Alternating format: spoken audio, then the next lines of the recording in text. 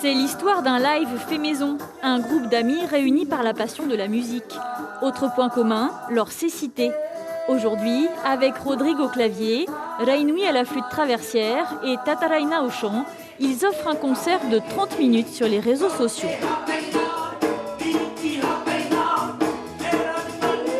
J'ai commencé à une école, tout petit, à l'âge de 5 ans, avec des amis.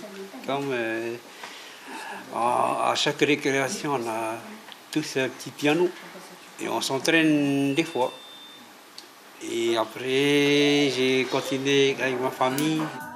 Le toucher a remplacé leur vue. Avec ses mains, Rainui s'assure régulièrement de la bonne distance du micro et avec une facilité déconcertante, passe de l'encombrant djembé à la légère flûte.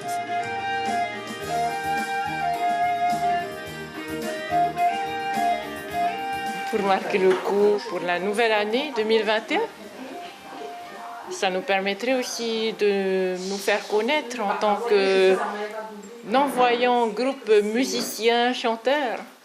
Pas vraiment de nom de groupe pour le moment, mais la toute jeune association Aimata no Porinetia œuvre à leur inclusion sociale et professionnelle.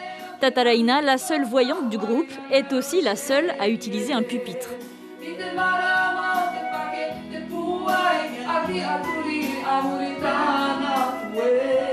On partage cette passion et puis on promouvoit le fait que c'est pas parce qu'on est en situation de handicap que on ne sait pas jouer d'un instrument, par exemple, on ne sait pas chanter. Et c'est ça qu'on veut mettre en avant, vraiment. Une représentation pour espérer être propulsée au rang des groupes locaux reconnus et pour exister aussi et surtout en tant que musicien.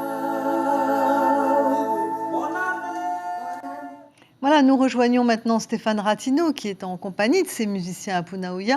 Alors Stéphane, bonsoir, quels sont leurs projets et quel message veulent-ils passer avec leur musique ? Oui, bonsoir Brigitte. Un message de volonté, de détermination et surtout une quête de l'autonomie. Ce premier concert ce matin sur les réseaux sociaux, c'est une démarche, une signature avec beaucoup d'émotion. On est avec Rodrigue, vous avez vu dans le reportage. Alors Rodrigue, 10 heures plus tard, comment tu te sens après ce premier concert avec les copains et les copines ? Je me sens carrément bien. Au début, c'est stressant. Et ça s'est bien passé. On a tout géré comme il faut, et malgré tout ça. Et je remercie aussi la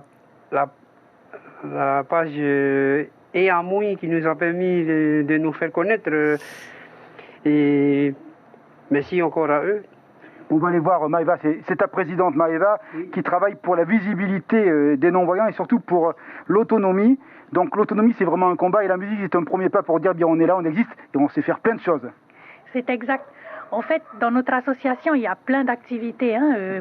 Préparer à manger, et ces activités visent à l'autonomie et surtout à l'insertion professionnelle des non-voyants. L'autonomie, c'est un combat, c'est compliqué dans une société où la place n'est pas toujours donnée au handicap. Oui, c'est compliqué quand même. Déjà vis-à-vis des choses simples, par exemple avoir des chauffeurs pour nous, ou même aussi au niveau des outils qu'il nous faut. C'est assez compliqué à les avoir également. Alors on va vous parler justement des complications, mais aussi du combat qui est mené. Rainui, vous l'avez vu, elle joue de la flûte traversière. Elle a fait quasiment 2 ans d'études à la Sorbonne. Son rêve à elle, c'est de passer le CAPES, le professorat, pour être professeur de musique. Mais Rainui, ça aussi, c'est vraiment compliqué. Il y a beaucoup d'entraves administratives. C'est pas facile, hein ? Oui, effectivement. Bonsoir à tous. Je fais un appel à l'aide, on va dire. J'aurais besoin de... Comment dire ? Qu'on nous donne la main pour pouvoir continuer les études à Paris. J'aimerais pouvoir continuer mes études si je pouvais avoir les moyens administratifs. Et c'est vrai que de façon à ce que je puisse poursuivre dans le domaine de la musique.